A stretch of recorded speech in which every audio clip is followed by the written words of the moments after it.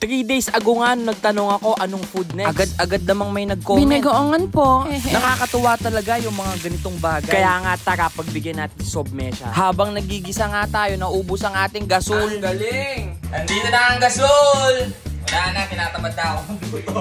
Ino! Charot! Siyempre, hindi pwede yun. Tinamad eh! Buti na lang naka-order agad tayo. Tinuloy na nga natin ulit ang ating pagluluto. Igisa mo lang hanggang maging ganyan ang kulay niya. Isalang mo yung sibuyas, bawang, at kamatis. Mali. Bawang, sibuyas, at kamatis. Ano ba talaga? Ang gulo mo! Igisa mo lang lahat ng maayos yung aromatics mo at iiwasan mong masunog yung bawang. Dinudurog ko nga pala dito ang kamatis para lumabas ang sarap. Isalang mo na yung alamang, make sure na hugas yan. Isang ikot ng suka, tubig ni Avatar, takpan mo at pakuluan. Habang ako nga ay nagluluto, may isang babae naman dito na humahataw. Pinadalhan kasi siya ng products galing Highly. Sana all! Dessert! Hoy, masipag talaga yan. Tawag ko sa kanya, Super Mom! Malambot na yung pork kaya nilagyan ko ng konting toyo pang pakulay. Budburan mo ng pamintang pino at asukal. Nakalimutan kong i-video. Sagaso! Sala yon! Naggisa na nga din pala ako dito ng sitaw at nagprito ng talong. Ako lang din kasi yung nakain ng sitaw kaya ganyang kadami lang nilagay ko. Binudburan ko ng hiniwang siling green at pinatungan ng siling haba. Ganitong luto yung gusto ko eh. Naliligo sa sarili niyang mantika. Ay, talaga ka. Bigel ang kanin. Nakalimutan ko pala magsaing kaya gabi na kami nakakain. Ikaw, Sob, anong paborito mong ulam? I-comment mo naman dyan. Sa love.